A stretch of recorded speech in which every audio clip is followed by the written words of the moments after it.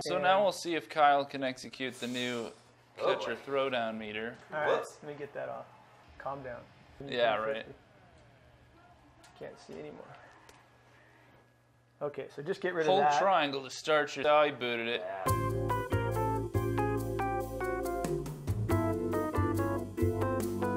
Well, that's a good example. Kyle landed in the yellow, so he got a bad throw. Nope. Come on, Kyle. Let's go with never swing. That's a good one. There you go. That's a good one. And then that way we can actually talk about what we're trying to talk about. Yeah. Oh, come on, Kyle. Pretty soon we'll get there. That's what happens when you don't preload. You know, the catcher not being able to field that ball. He got him. Right? So just All because right. Kyle got in the yellow right there doesn't mean you're going to get a throw that goes out into the outfield. That's for the red region in that meter. The yellow just means it's not perfectly on target, and as you saw that he kind of reached off to the side. So this is yellow again, and it's a throw kind of right behind him. Catch types coordinate with what he ends up with on the screen. So he got a green there. It was right on the threshold of the yellow and the green. Here we go.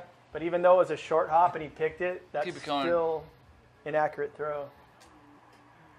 So Kyle's getting better. Oh, come on, Kyle. I'm testing all this. Yeah, we don't. We Man, have to if you guys demonstrate are the talking, red there's a lot of zone. people, now you're in complete control of what your catcher does and throwing guys out at second base. Right. Stealing, like bunting, always a contentious subject. We like to try to get the player in control as much as possible, making the runner and the catcher and the pitcher gameplay sort of a lot more competitive. Yeah, and so basically you're still using the runner's attributes, his speed, right? So we're looking at their rankings and making sure that like the jump that the CPU is getting right there is obviously totally based on that guy's attribute. And if you, as a user, are stealing, you can either preload your steal or you can steal on your own. So why don't we switch over? Oh, come on, Kyle. We'll get into this whole, what we're calling the cat and mouse game. Basically, it's just the stealing, the catcher throwing, the pickoffs. So if Kyle were to leave early like this each time, you'll see a variation of timings for the pitcher to step off.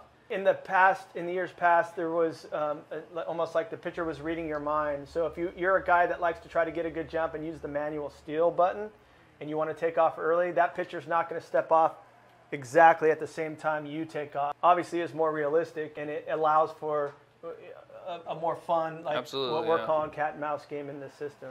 Hey, the meter areas, they're determining whether it's a good throw or not. It doesn't necessarily mean the guy will always be out when it's green. It just means that the throw will be a good throw.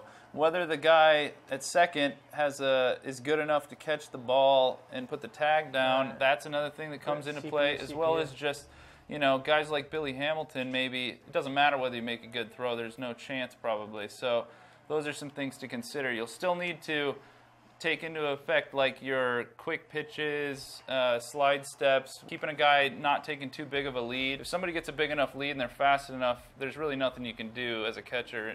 Can the meter be turned off? It's tied to the other meters in the game, so if you don't use throw meters in general, this throw meter will not be used. If you do use throw meters, then this is a throw meter that will be used. It's an option in the options menu.